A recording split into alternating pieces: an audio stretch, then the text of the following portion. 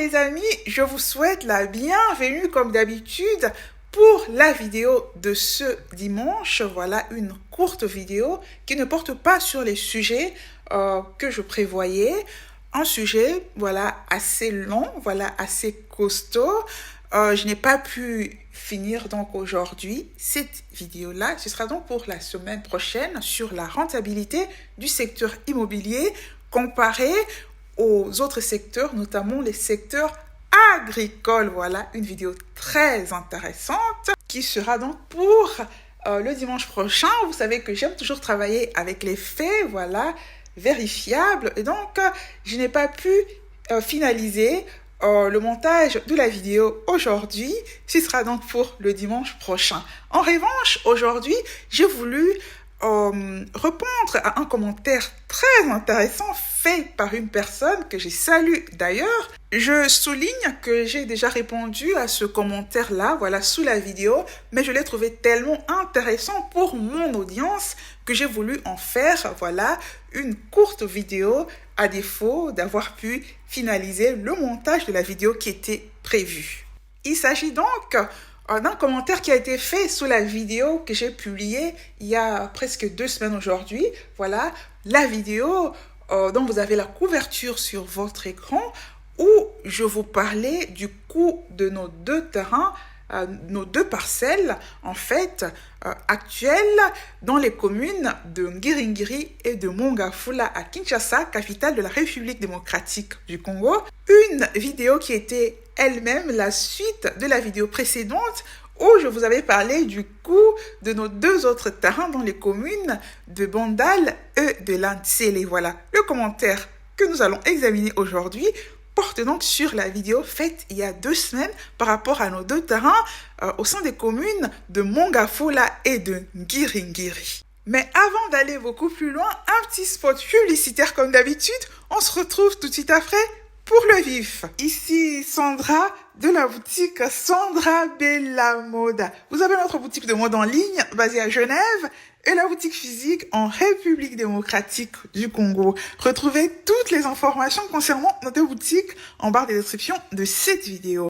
C'est parti pour notre sujet alors très passionnant de ce jour.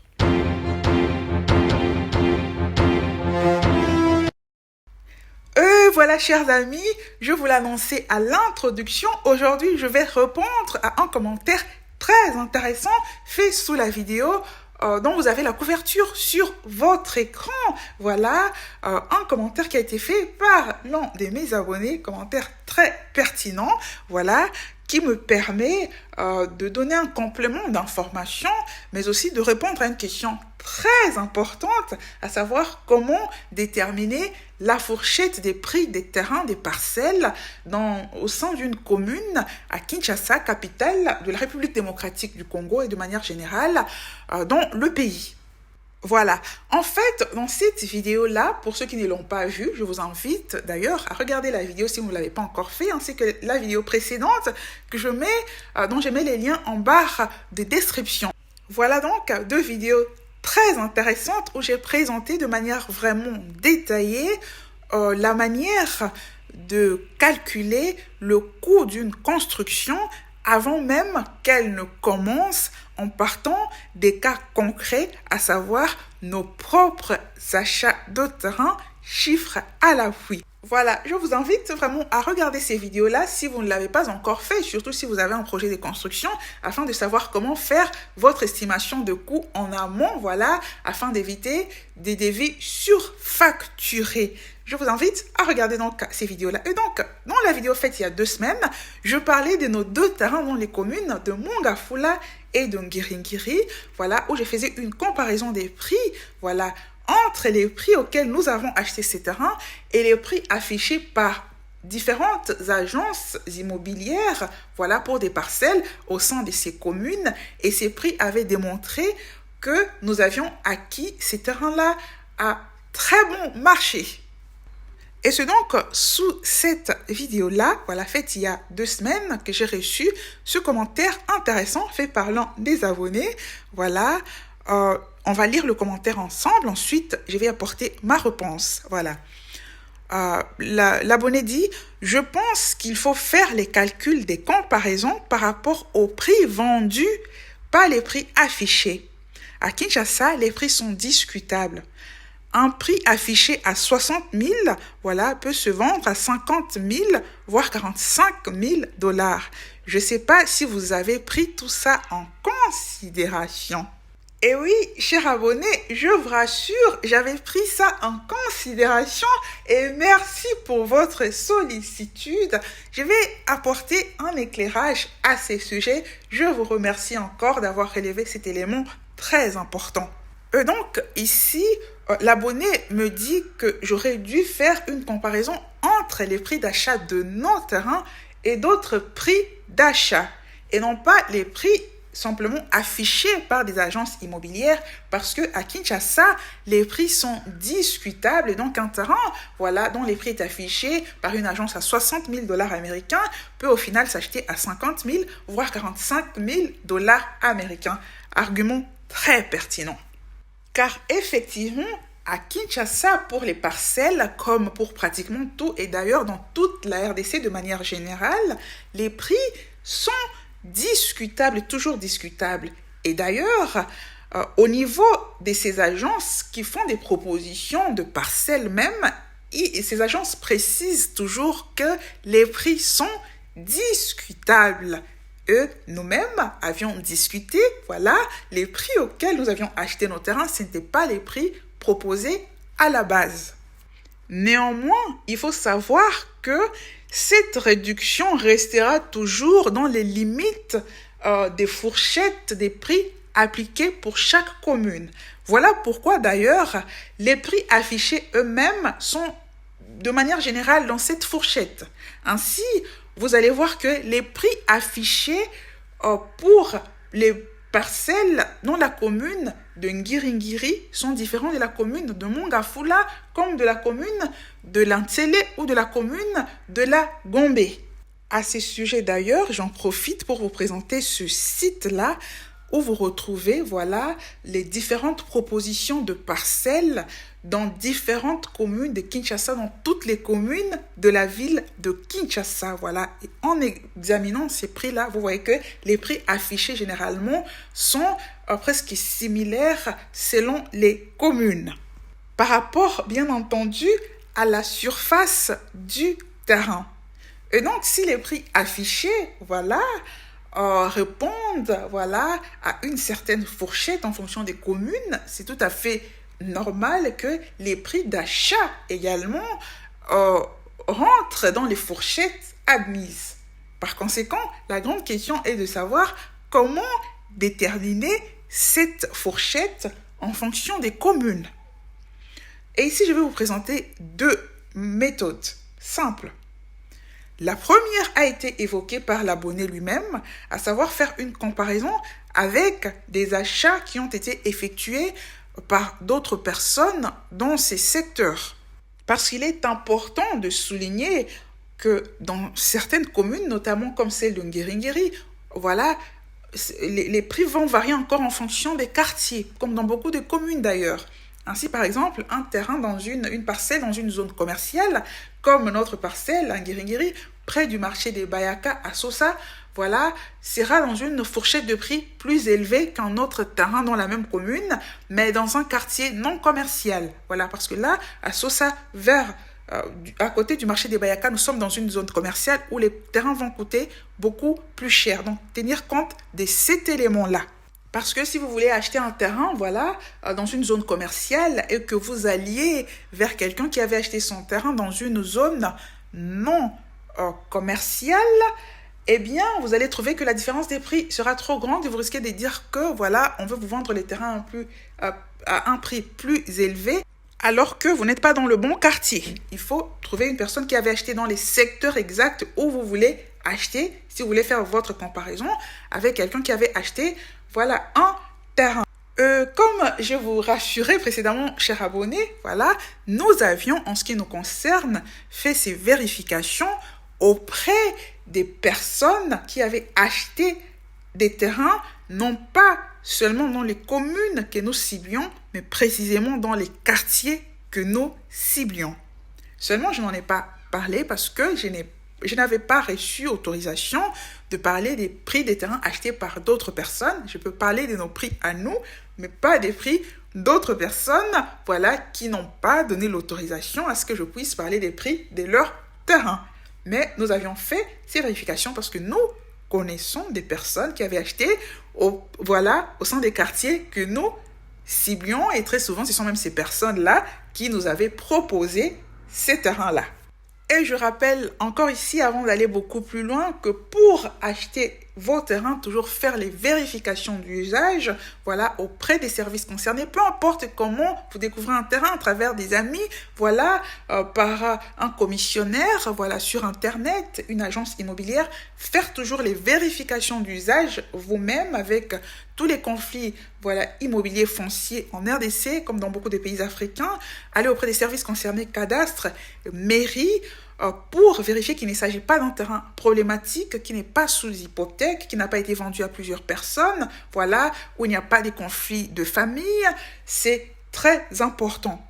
Et si vous ne vivez pas sur place en RDC, vous êtes de la diaspora, prendre toujours un avocat spécialiste en droit foncier pour vous accompagner dans ces démarches. Je l'avais expliqué longuement dans les deux vidéos précédentes que je mets en barre de description. Mais il est toujours super important de revenir sur cette question, voilà, essentielle. Je vous informe, d'ailleurs, je ne l'avais pas encore fait, qu'il y a des gens qui avaient acheté des terrains problématiques, voilà, dans notre secteur à Landsélé, dans la maison que vous voyez là. Voilà, c'est une maison qui avait été achetée par un général des FARDC. Cette parcelle lui a été retirée car ayant été achetée auprès de la mauvaise personne. Voilà, c'est un général de l'armée, il a perdu cette parcelle-là. Il y en a d'autres dans les secteurs qui avaient acheté auprès des soi-disant autorités qui n'avaient pas l'autorisation de vendre, qui avaient quand même vendu. Des gens ont perdu leur terrain dans ces secteurs-là, nos voisins, voilà, à Landsélé. C'est une question extrêmement importante. Et donc, cela dit, nous avons examiné la première manière de vérifier, voilà, les fourchettes des terrains au sein d'une commune et encore plus précisément au sein d'un quartier dans une commune, voilà, c'est d'aller auprès des personnes qui ont effectivement acheté. Mais il y a une limite à cette méthode, c'est que il n'est pas toujours sûr que vous connaîtrez des personnes ayant acheté dans les secteurs particuliers qui vous intéressent. Et ce ne sont pas des inconnus qui vont aller vous parler du prix d'achat de leur parcelle. C'est généralement des personnes que vous connaissez. Et même, il peut arriver que vous connaissiez une personne qui ne voudra pas vous donner le prix exact, qui vous donnera peut-être un faux prix.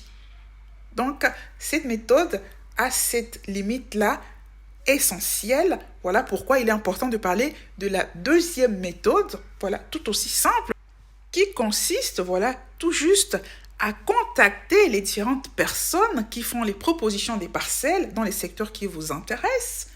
Ensuite, à discuter les prix, à aller jusqu'au prix, voilà, les plus bas que vous estimez pouvoir donner pour cette parcelle et puis avoir leur réponse. Ensuite, faire les comparaisons nécessaires entre les différents prix qui vous seront donnés. Et donc, après ces discussions, voilà, après ce marchandage, le prix le plus élevé qui vous sera donné, voilà, et en comparaison au prix les plus bas qui vous sera donné, constituera la fourchette des prix appliqués dans cette zone-là. Et vous allez remarquer que la différence ne sera pas toujours très importante entre ces différents prix, tout simplement parce que c'est la fourchette appliquée dans les secteurs. Et donc, par expérience, vous allez remarquer que cette réduction sera autour de 10%, voilà, du prix affiché. Et si vous avez de la chance, ça pourrait aller jusqu'à 15%, très rarement au-delà. Ainsi, par exemple, par rapport à l'exemple qui avait été donné par l'abonné, un prix affiché de 60 000 $, très souvent, la personne va l'avoir à 54 000. Cela signifie, en réduisant, voilà, après marchandage, les 10%, donc 6 000 dollars américains, la personne aura à 54 000. Et dans des rares cas, ce sera 15%, donc à 51 000. Ça, c'est généralement, on a de la chance, on va trouver une réduction qui va jusqu'à 15%.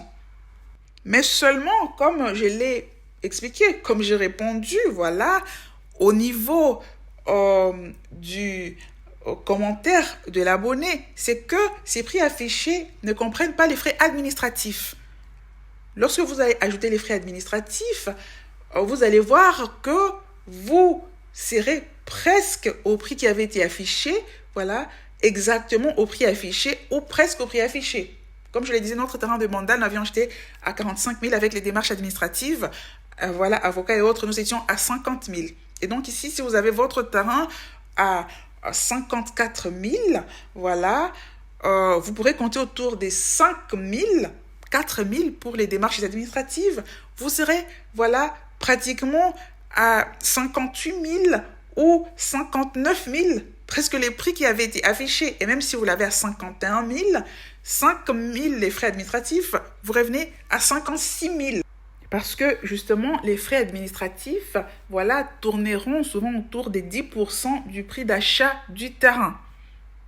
Voilà, donc ça n'aura au final pas d'impact par rapport au calcul que j'avais fait, car la différence entre nos prix d'achat et les prix affichés était trop grande. Et donc, même en tenant compte de cette réduction et en ajoutant ensuite les frais administratifs, ça n'a pas vraiment d'impact.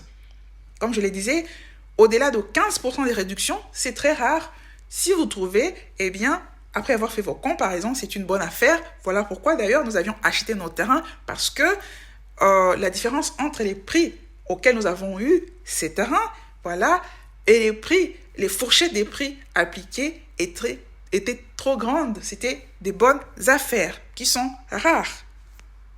Et d'ailleurs, si vous êtes intéressé par le domaine, par ces secteurs, je peux vous inviter à faire vos propres vérifications, à faire déjà les calculs, même en faisant les réductions des 10% et tout par rapport aux chiffres que j'avais donnés dans la vidéo faite il y a 2 semaines. Faites les réductions, ajoutez les frais administratifs des 10% et puis vous verrez que la différence est toujours grande, est toujours énorme.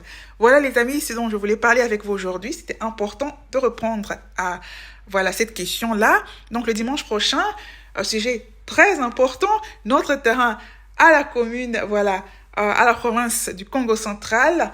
Vous avez vu, j'ai fait des shorts sur le Congo central, secteur agricole. Nous allons parler du secteur agricole avec des faits en comparaison avec les secteurs immobiliers. Sujet très important, voilà, qu'il faut traiter vraiment de manière rigoureuse avec des personnes qui sont dans ce domaine-là, des entrepreneurs qui sont dans le domaine du secteur, voilà, agricole et aussi d'autres secteurs, notamment comme les taxis et autres. Voilà les amis, je vous souhaite un excellent dimanche et je vous donne rendez-vous le dimanche prochain où nous allons aborder notre sujet très intéressant. Ciao!